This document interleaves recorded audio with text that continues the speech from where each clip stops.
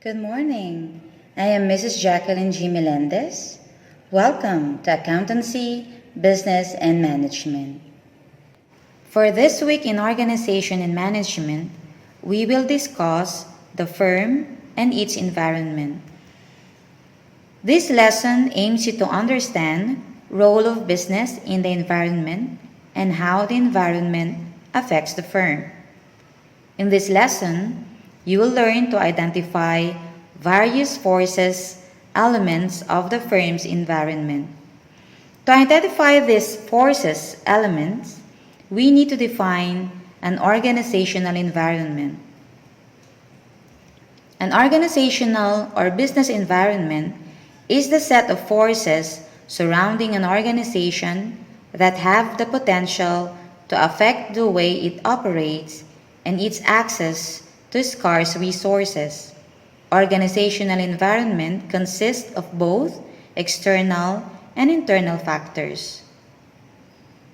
There are two types of business environment.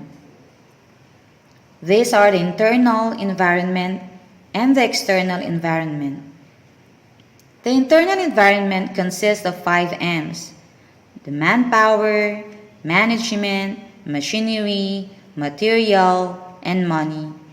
It includes the strengths and weaknesses of an organization, thus regarded as controllable factors.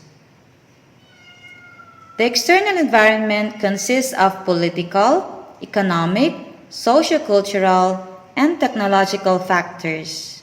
It includes opportunities and threats of an organization, thus regarded as unpredictable and uncontrollable factors. The forces and elements under internal environment are the following. First, money. It is used to acquire or hire another resources, employed to generate more money in the form of profits. It is formed of fixed capital and working capital. Second is manpower. Manpower refers to the managerial and non-managerial personnel employed. Manpower mobilize, allocate, and utilize the physical and financial resources of an organization. Third is the materials. Materials represent the physical raw materials and intermediate products, which are converted and or assembled into finished products. Fourth is the machinery. Employment of modern machinery helps to reduce costs and to improve the quality of output. Fifth is the management. Effective management helps to increase efficiency of operations. The forces, elements under external environment are the following. First is the microenvironment. Microenvironment is also known as operating environment. It consists of company's immediate environment that affect its performance.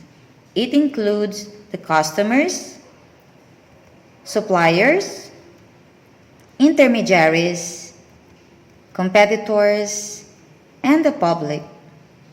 These elements directly affects the company.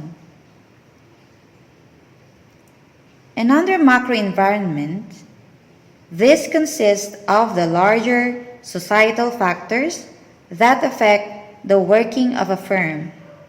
Macro environment is also known as general environment. The macro factors are generally uncontrollable. Macro environment create forces that creates opportunities and pose threats to the business unit. The forces and elements under microenvironment are the following. First, the customers. They are the centers of the business. They are the one of the most important factors in the external environment. Customer satisfaction has become more challenging due to globalization. The second are the competitors. The company has to identify its competitors' activities. Information must be collected about competitors in respect of their prices, products, and promotion and distribution strategies. Third, the suppliers. Suppliers supply raw material, machines, equipment, and other supplies. The company has to keep a watch over prices and quality of materials and machines supplied. The company has to maintain good relations with the suppliers. Fourth, the public. Society affects companies' decisions. The expectations of the society from the business is increasing. Therefore, the business firm maintains public relations department to handle complaints, grievances, and suggestions from general public.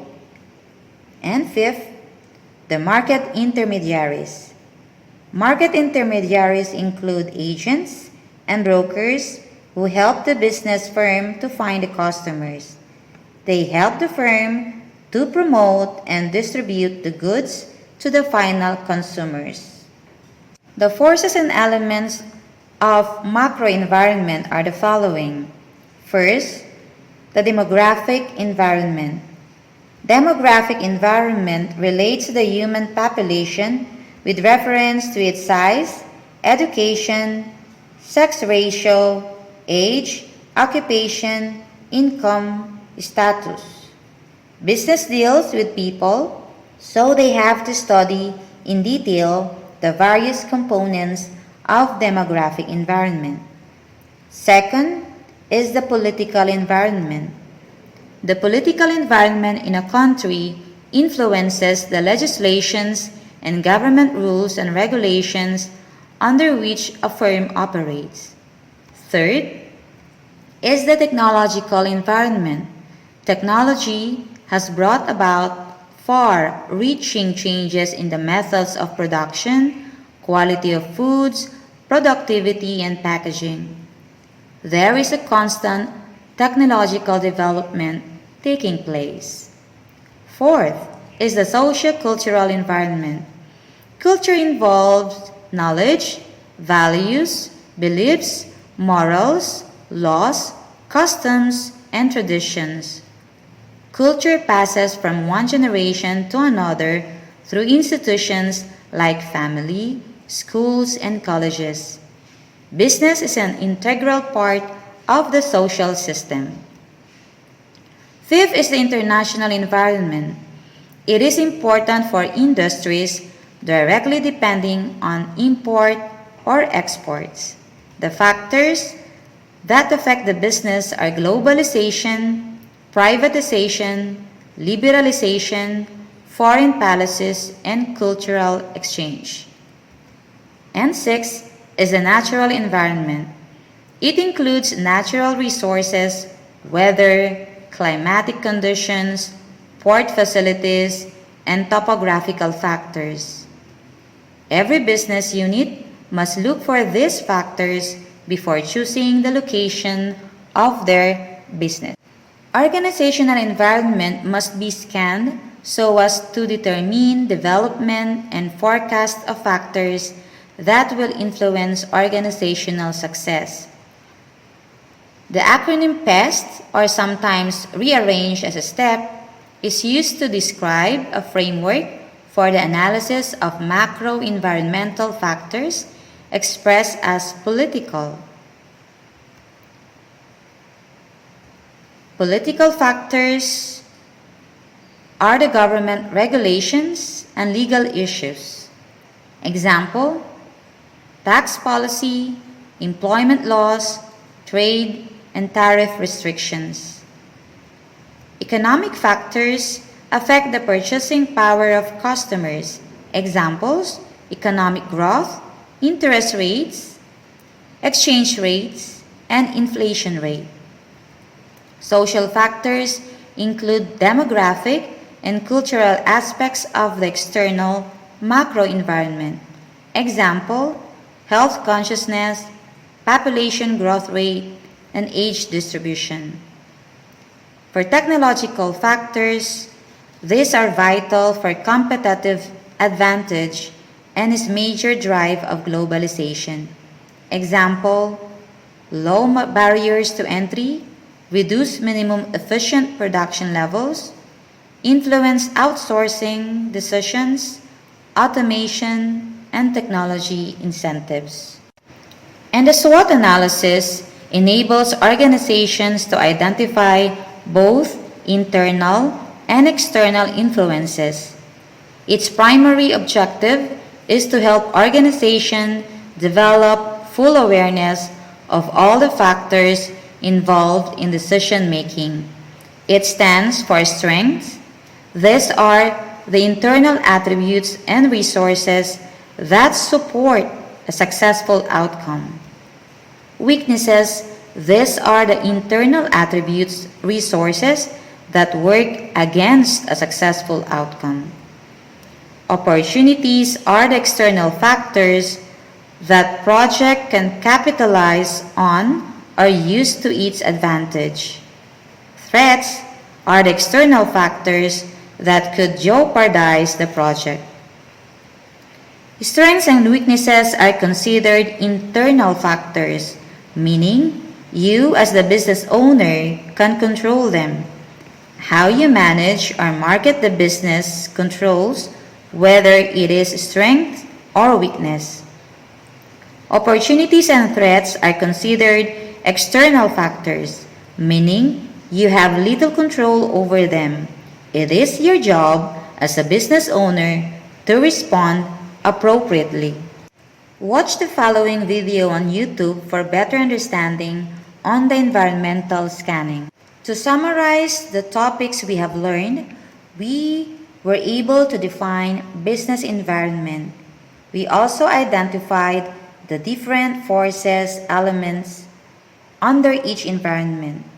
For internal environment, the forces or elements are the money, manpower, machinery, materials, and management.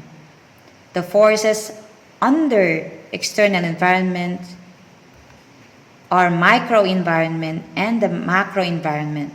For microenvironment, consists of suppliers, customers, competitors, public, and market intermediaries. For macroenvironment, consists of demographic, political, sociocultural, technological, international, and natural environment.